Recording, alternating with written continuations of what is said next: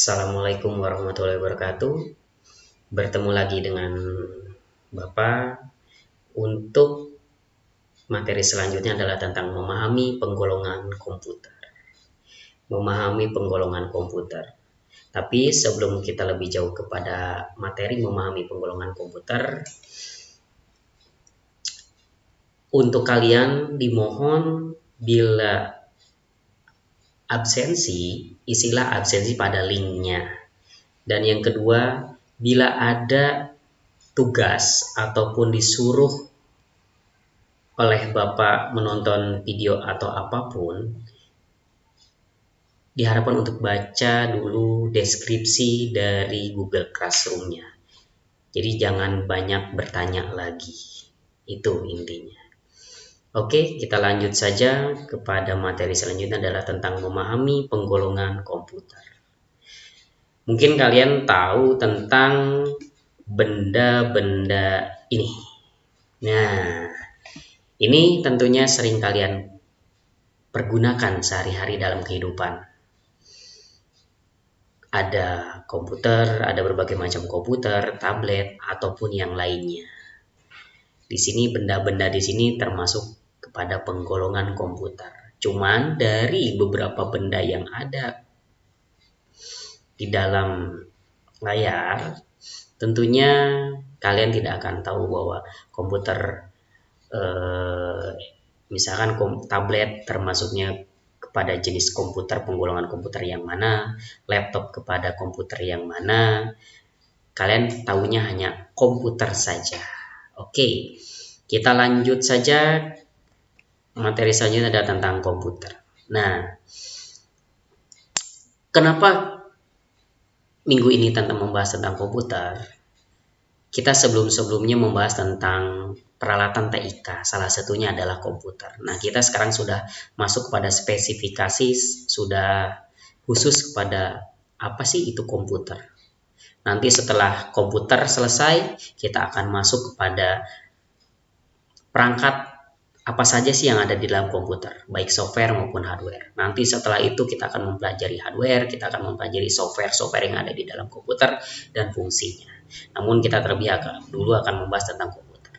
Di sini komputer pertama kali diciptakan adalah untuk membantu pekerjaan manusia yang berhubungan dengan perhitungan dan penyimpanan data atau file.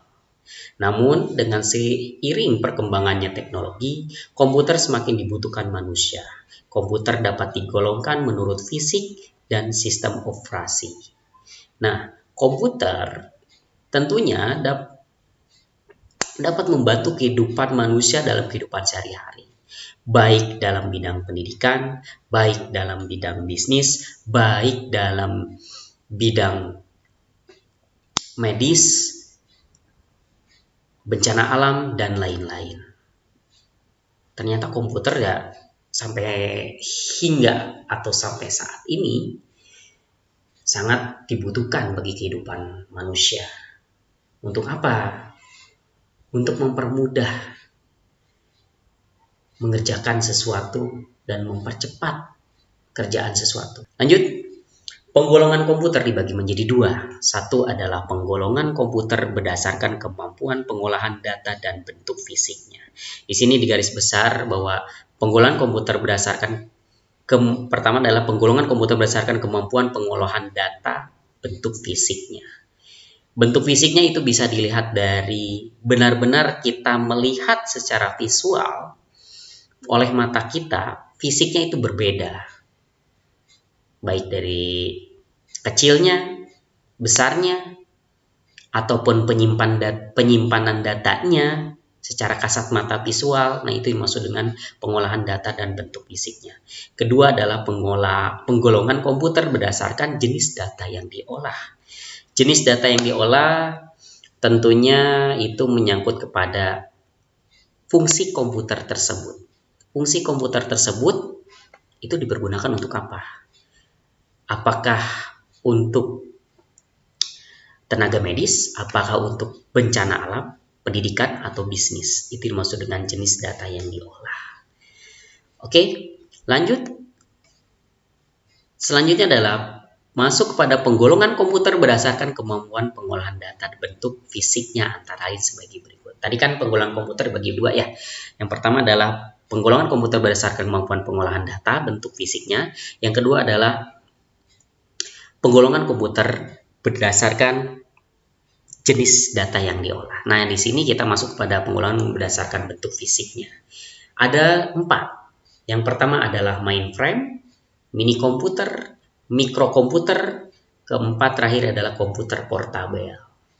Nah, ini berdasarkan bentuk fisiknya. Jadi yang kalian ketahui kan hanya komputer. Komputer ya bentuknya kotak, ada perangkatnya. Ternyata komputer itu dibagikan dari penggolongan berdasarkan bentuk fisiknya saja dibagi 4. Oke, tadi penggolongan komputer dibagi menjadi 2, bentuk fisiknya dan jenis data yang diolah, dan sekarang bentuk fisiknya dibagi lagi menjadi 4. Oke, lanjut. Nah, di sini Bapak akan menjelaskan tentang satu-satu tentang penggolongan komputer berdasarkan bentuk fisiknya. Yang pertama adalah mainframe. Mainframe merupakan komputer yang memiliki ribuan unit prosesor. Apa itu unit prosesor? Pengolahan data yang menyangkut kepada kapasitas penyimpanan, kapasitas pengolahan data komputer tersebut. Sehingga kemampuannya sangat besar dan ukurannya besar. Ini penyimpanan ya, dalam artian dari penyimpanan ukuran besar.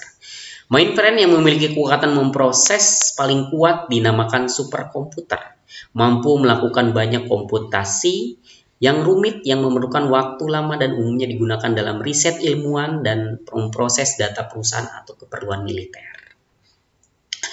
Mainframe di sini bukan berarti komputernya ukuran besar, bukan. Jangan kalian salah mengartikan. Komputer bisa kecil, tapi yang ukuran besar apa? Kapasitas penyimpanan. Nah, di sini contohnya ada gambar kapasitas penyimpanan mainframe. Komputernya biasa. Di sini kapasitas penyimpanan ya mungkin CPU ya, CPU-nya besar. Ini pusat utama penyimpanan dari sebuah perusahaan. Dari ribuan komputer yang ada di dalam perusahaan. Contohnya, kita kalau masuk kepada perkantoran, tentunya banyak orang-orang yang memiliki atau orang-orang yang bekerja di hadapan komputer berjam-jam, sampai ribuan komputer. Nah, di sini perusahaan wajib memiliki mainframe di sini. Untuk apa?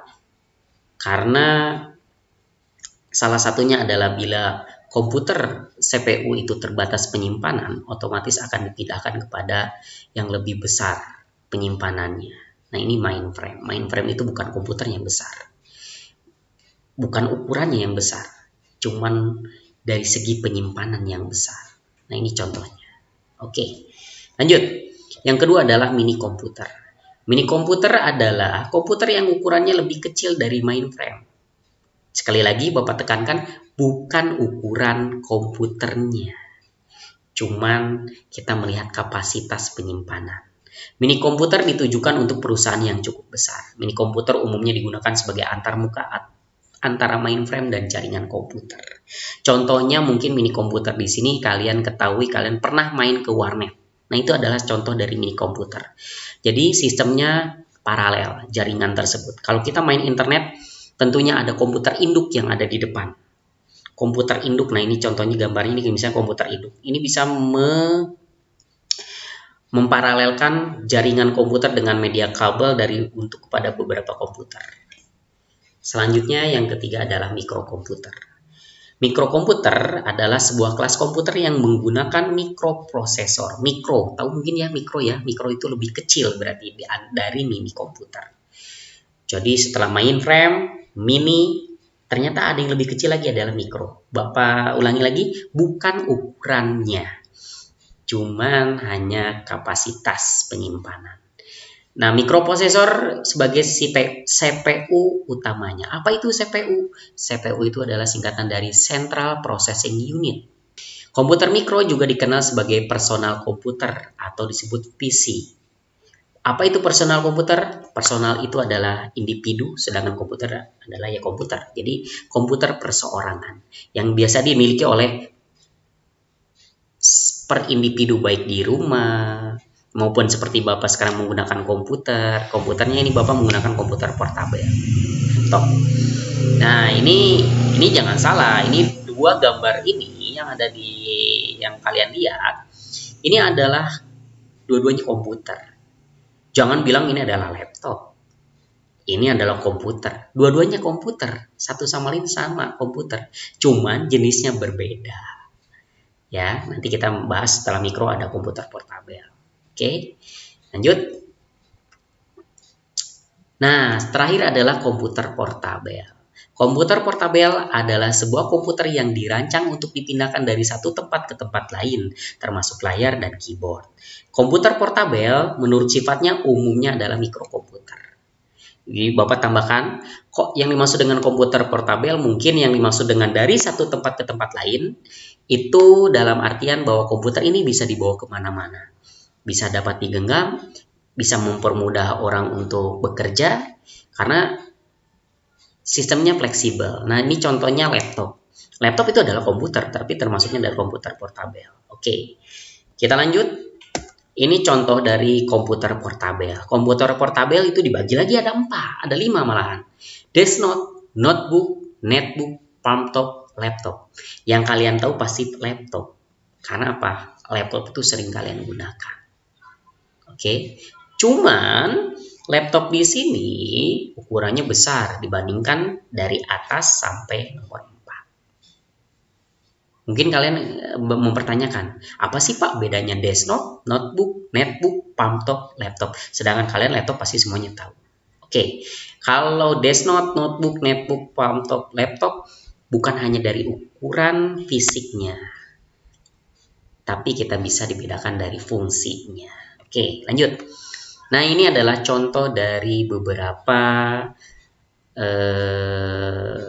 komputer portabel. Pertama adalah desktop. Ini desktop ya.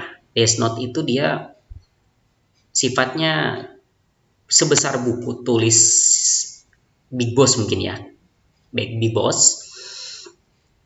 Dia komputernya hanya bisa untuk mencatat, tidak bisa untuk internet. Itu untuk desktop. Kedua adalah notebook. Nah, notebook juga sama seperti desktop. Cuman fungsinya berbeda. Fungsinya lebih bagus lagi notebook. Notebook catatan book.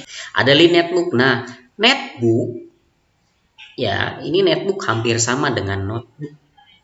Oke. Tapi mungkin kalau notebook ukuran kapasitas masuk ke internet jaringannya terbatas, sedangkan netbook itu besar.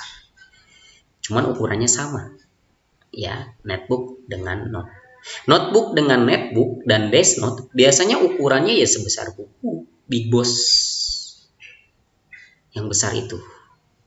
Paling ukurannya itu antara 10 sampai 12 in layarnya. Beda dengan nanti terakhir adalah laptop beda. Oke. Nah, ini adalah fungsi dari desktop, notebook, netbook. Diperbarui lagi. Ada yang namanya palmtop. Nah, palmtop ini lebih kecil. Nah, ini palmtop. Mungkin dulu ada yang namanya Nokia ya, HP Nokia Bapak sebut merek ya. Ini HP Nokia Flip atau bisa ditilap. Cuman palmtop yang sekarang itu bentuknya tablet. Nah, ini adalah palmtop. Oke, terakhir adalah laptop. Nah, ini laptop yang sering kita gunakan. Biasanya kalian tidak bisa membedakan mana laptop, mana notebook, mana netbook. Ya, sebetulnya ini fungsinya berbeda. Nah, ini laptop itu ukuran layarnya itu sampai 14 in. Ya. Standarnya 14 kalau laptop ukuran layarnya. Ya. Nah, ini jangan kalian bilang bahwa netbook itu laptop. Ini beda lagi. Kalau laptop biasanya ukurannya lebih besar layarnya. Oke, sudah jelas? Oke. Mudah-mudahan kalian bisa memahami. Kita lanjut saja. Nah, ini yang kedua tadi penggolongan komputer berdasarkan bentuk fisiknya. Sekarang masuk pada penggolongan komputer berdasarkan jenis data yang diolah. Nah, jenis data yang diolah ada 3, komputer analog, digital, hibrid.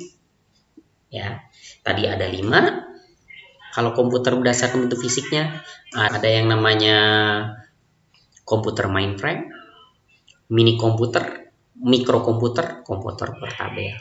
Nah, sedangkan Yang diolah, jenis data yang diolah itu ada 3, analog, digital, hibrid. Apa itu komputer analog, digital, hibrid? Kita lanjut. Nah, nih, Bapak hanya mengambil contohnya saja. Contoh dari komputer digital. Komputer digital itu biasanya PC bentuknya, kalkulator, IBM PC 3, dan timbangan digital. Itu termasuk dari komputer digital. Tahu sih atau enggak sih kalau digital itu apa? Mungkin kalian bisa membedakan, ada contoh kecilnya adalah ada jam tangan.